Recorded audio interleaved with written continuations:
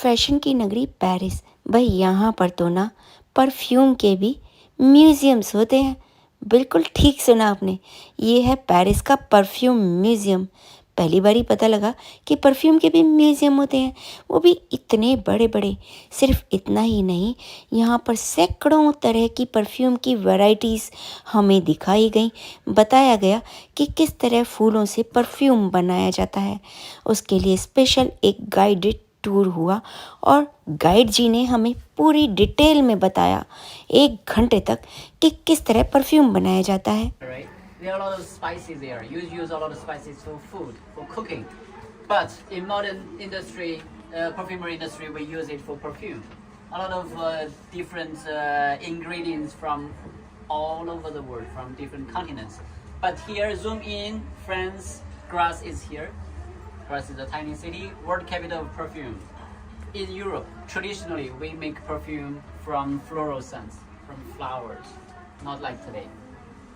This is our factory in the south of France, in Grasse, and these are 5 typical French flowers, from jasmine, orange flower, mimosa, rose, and violet, and also lavender. Okay, many different kind of flowers blossom for the whole year of in France.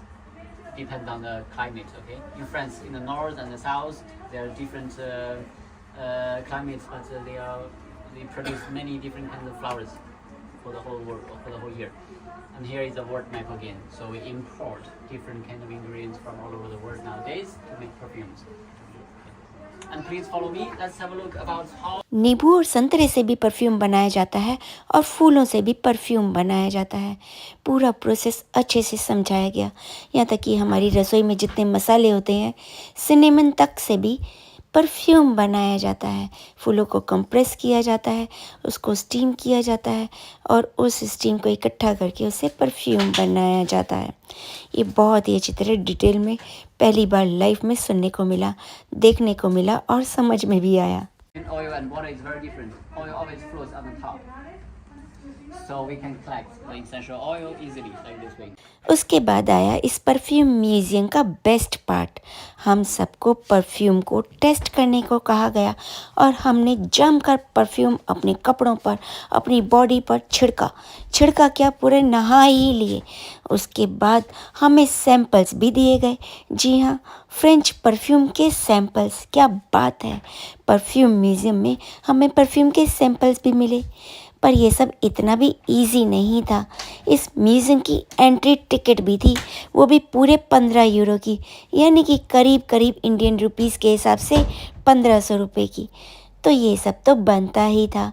और जैसे ही हम perfume museum से Saint लगाकर, perfume में नहाकर बाहर निकले, बाहर इंद्र देवता हमारा इंतजार कर रहे थे। चमाचम बारिश हो रही थी और हमारा सारा का सारा परफ्यूम इंद्र देवता ने धो दिया। परफ्यूम लगाया, वो भी बिना पैसे दिए, इतना सारा, चलो धो दो। और इंद्र देवता ने बारिश कर के हमें अच्छे से भिगो दिया और हमारा सारा परफ्यूम जो इतनी मेहनत से बहुत खुश हो के हमने लगाया था, सारा का सारा धो दिया।